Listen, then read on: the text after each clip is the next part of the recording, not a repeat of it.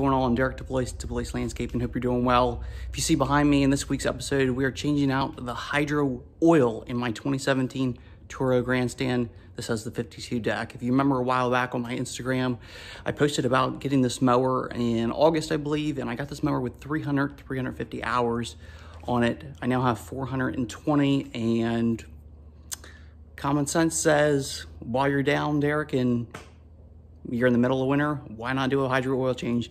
I did my other one back here that was pretty easy. That took 10 minutes. This one should probably take 10 to 15 minutes. Guys, do not be scared to change your own hydro oil.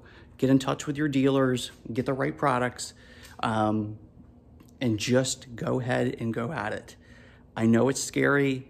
I was very hesitant, and I took all my stuff last year to a local area. I spent about, not a local area, a local small engine mechanic. I spent about $1,000 just to get my stuff changed. I didn't have these two mowers, but I had that mower and a couple other of my weed eaters and blowers. But almost $1,000. Guys, I'm doing this for a couple hundred here, just doing this. Come on, it makes sense. So let's get into it.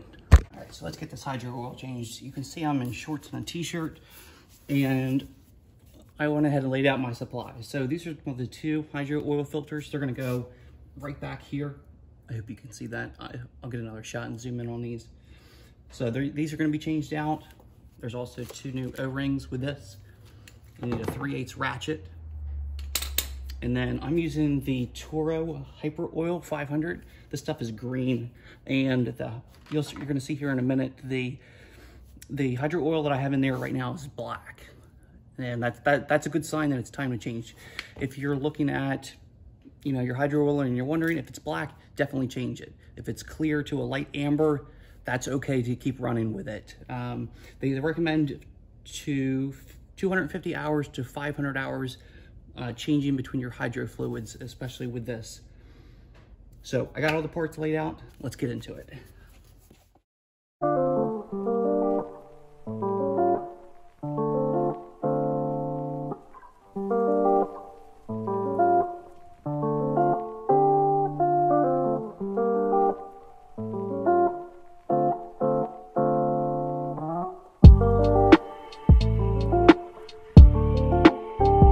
So now it's time to add the new oil, hydro oil, let's be specific. So this cap comes off. There's a little screen in there just to keep dirt and debris out, just in case. I'll go ahead and grab the new hyper oil. Go ahead and we're going to add that.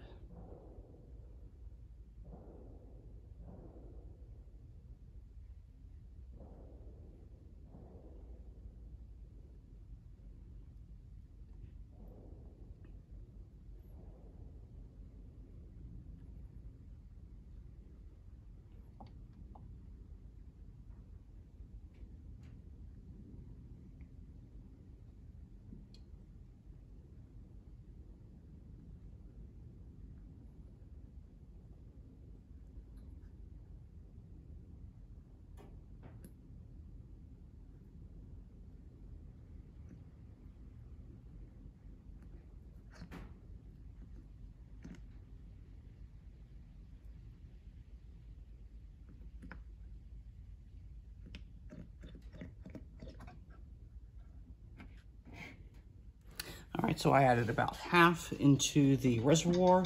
It's currently full at this time. I just want to check for leaks. I'm not seeing anything leaking, so that's a good sign. And you want to let it sit for a little bit. And eventually when I turn this on, you're not going to have any steering controls at first, but just keep playing with it. As it's going to cycle the oil into the motor, it'll eventually pick it up. All right, let's go ahead and wrap this video up. So I was having an issue with my right side hydro. I had this too loose, so I just had to tighten it just a little bit. Then I had it too tight and it was squealing like there was no tomorrow. So I loosened that back up and I drove it around my driveway a couple times, left and right, back and forth. You want to do that. for a couple of minutes, get everything to cycle through. A couple other videos I noticed that did not warn me about this return right here. So that's your hydro oil return. It will purge the system and basically get all the get all the air out of the lines, as well as run out of some excess fluid that is still in there. So if you're not careful, it will puddle here. That's why the drain pan's there right now. But let's go wrap this video up. So be sure to like, comment, and subscribe. I appreciate y'all. Take care.